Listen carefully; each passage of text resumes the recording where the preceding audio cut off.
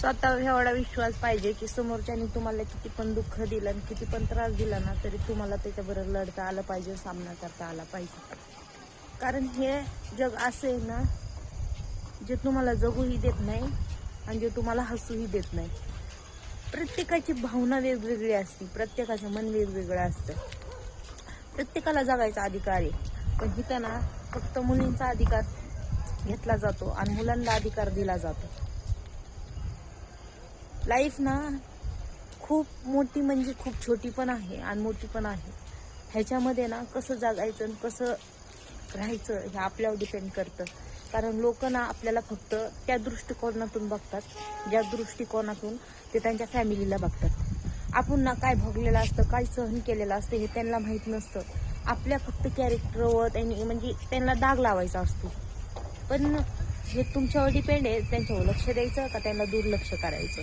प्रत्येक मुलीच्या लाईफमध्ये ना असे काही क्षण आलेले असतात ना तिने सामना केलेला असतो. प्रत्येक वाईट गोष्टीचा, चांगल्या गोष्टीचा चांगले अनुभव घेतलेले असतात, वाईट अनुभव घेतलेले असतात. आणि तिला त्या लाईफमध्ये जायचं नसतं ज्या लाईफमधून ती बाहेर आली. पहिली गोष्ट मजबूर केलं जातं तिला जगायला, पण तिला प्रत्येक गोष्टीला मजबूर केलं जातं.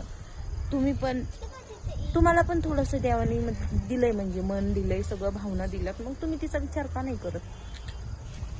प्रत्येक मुलीच्या मागं ना हे तिच्या फॅमिलीचा साथ असतो किंवा नसतो पण, किंवा ती फॅमिलीमधून पण बाहेर निघायचा प्रयत्न करते.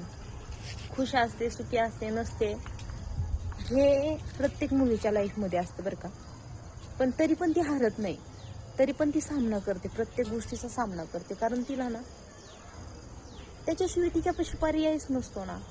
कुणी तिला समजून घेणारं असतं का, कुणी तिच्यावर प्रेम करणारं असतं.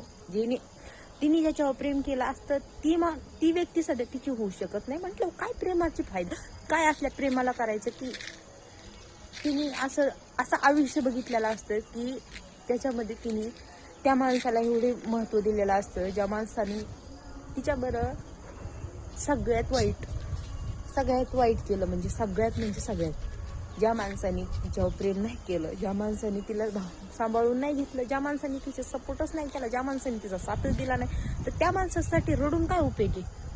मी तर म्हणते ना, प्रत्येक मुलीला एवढं करता आलं पाहिजे की ज्यांनी तिला त्रास दिला ना त्याचं तोंड सध्या बघितलं नाही पाहिजे, एवढी तिच्यामध्ये सहनशक्ती पाहिजे. आणि पहिली गोष्ट, जर मी चुकीचं काय बोलत असेल ना तर मला नाही वाटत की मी काही चुकीचं बोलते, पण तरी पण असं काही लोकांना चटणी लागणच, काही लोकांना मिरची लागण.